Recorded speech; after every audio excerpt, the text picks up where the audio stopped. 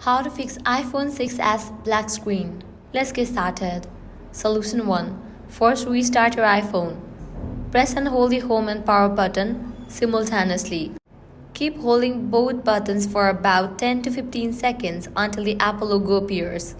Release the buttons once the logo is visible and your iPhone should restart. Solution 2. Check battery and charge. Plug your iPhone into a charger using an original lightning cable. Let it charge for at least 15 to 30 minutes.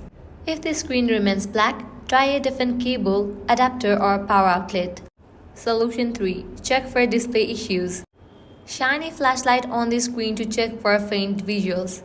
If you suspect hardware damage, proceed to step 4. Contact Apple support. If none of the above steps work, the issue may be hardware related. A damaged screen or internal component could require repair.